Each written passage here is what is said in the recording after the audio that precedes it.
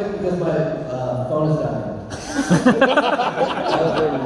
Alright, for those of you who don't know, I'm Austin Shower. I'm the best man, and I'm here to talk about one of my best friends, the one and only, the unmatched, the unforgettable Sam Goodrich, our crunchy little estimator who loves drumming, playing video games, and smoking meat. But before I get into all that, I first want to acknowledge everyone who made all the festivities possible. A big thanks to Joe and Debbie Hammond for putting on that absolutely beautiful wedding, and to Garrett for officiating. I haven't seen Connie cry that much since the last Folgers commercial. And also thanks to the Hammonds for this incredible reception, with really great food. I think I haven't really been able to smell or taste all week. And finally, I want to thank Clint and Connie for an incredible night last night, and also for the rehearsal dinner. Alright, so I'll admit, when Sam and Erica said that last year they were having a Halloween wedding, I pictured myself wearing a very different type of mask. There's no denying it, we're living in some crazy times. Civil unrest, an upcoming presidential election, not to mention a global pandemic. A few weeks ago, I even told Sam I wasn't sure I'd be able to come to the wedding. But turns out the venue's not within 100 feet of an elementary school.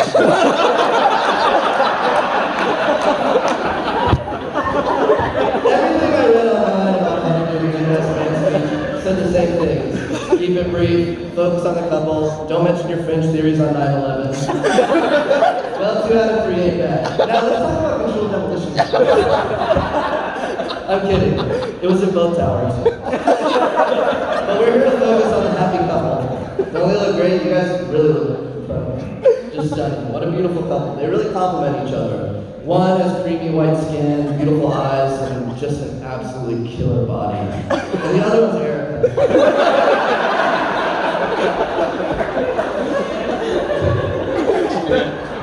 I'm kidding, Erica. I've never seen you look more beautiful, radiant, and happy. Except when we went camping in Wyoming, we were taking those tequila shots. Now to talk about the man of the hour. I've been friends with Sam since high school, and I'm honored to be up here as his best man today. I'll never forget the day last year when he gave me the call. He said, "Austin, you're my best man." I said, "Yeah, I'm more of a butt guy." He said, "Austin," I said, "Best man."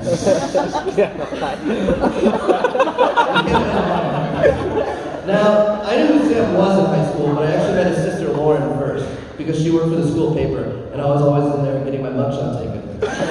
Later on, I'd eventually meet Sam over AOL Instant Messenger, or AIM. We talked about how much we like the Pixies.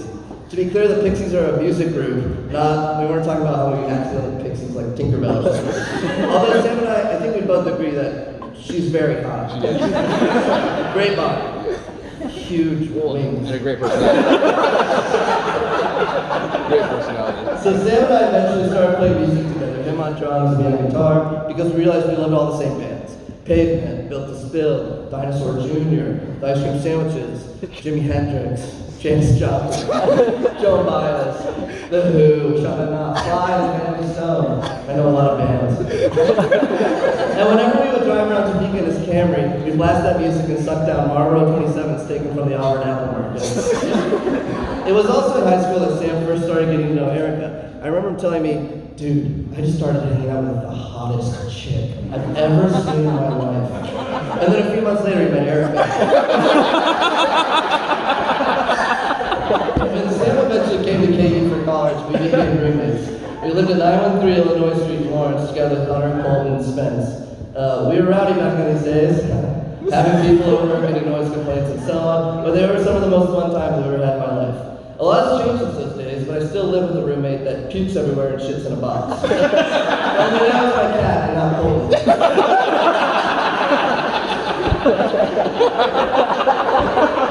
All in all, I think the spirit of 913 is still with us. Sam and I had our own separate apartments in the basement. We were the basement buds, who kept it very clean. Honestly, Sam was much better about cleaning than me, especially when Erica was going to come up for the weekends. Sam has a lot of strengths, and I want to talk about them briefly, because they're why we've been friends for so long and why I love him. First off, Sam is the best at having a good time. No matter what you're doing, he turns it into an adventure, and it's great. Some of my favorite times with Sam were driving in the Kansas back roads from Barrington to his parents' place after jamming with Flint's band, The Kitchen Crew. We were blasting some songs by the Doors, and both of us were just drumming furiously with our hands on the dashboard. Yeah, no one was steering the truck. Don't worry, we had an autopilot. It was fun. Another thing I love about Sam is he's a social butterfly and can get along with anyone he meets, which means we've met a ton of insane, hilarious characters along the way. And there's nothing funnier than getting to meet a character with Sam and then hear him tell stories about them for years to come, because he's an amazing natural storyteller. I can't even remember all the freaks we've met over the years, but here's just a few. There was Lauren's friend Bob who told us about his time spent in prison with his friend Bruce, and he was obsessed with learning everyone's wedding budget. Probably be very curious to know what the one was for this, but I'll save that for later. There were weird guys who went to college, like this guy named Sean Baby, who had literally gray skin from hanging out in the library all day, chain smoking, and not eating. I shouldn't say not eating, because he would eat like a single piece of bread. And then there are the ex-cons who work at Quiznos and Sam's, weird musician freaks and Lawrence, and of course our favorite, our manager of the Kitchen Crew, the late great Tim Buckley. But I do think my favorite strength of Sam's is his wild, chaotic energy. He goes where the wind blows him and lives by his own code. In fact, I remember a summer where he was working at Quiznos and basically lived out of his car, go shorts. Literally, he would sleep in his car and have his toothbrush and all his belongings in his shorts.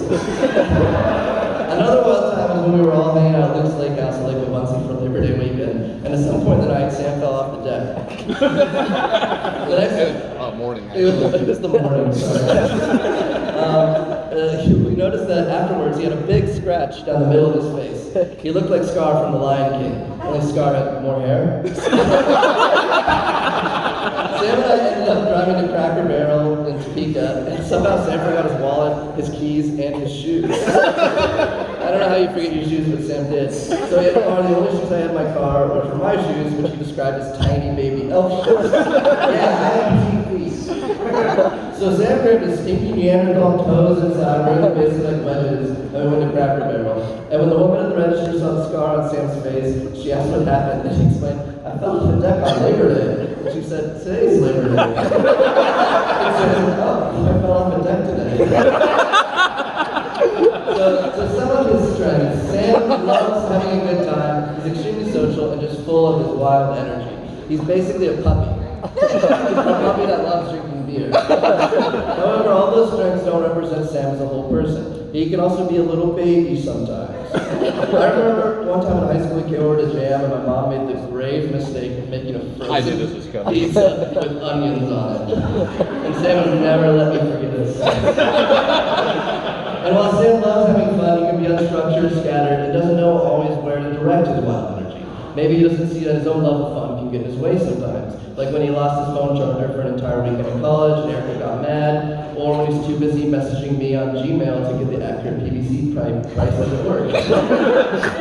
So maybe he's more like a confused puppy, scooting his butt around the carpet and he doesn't know why.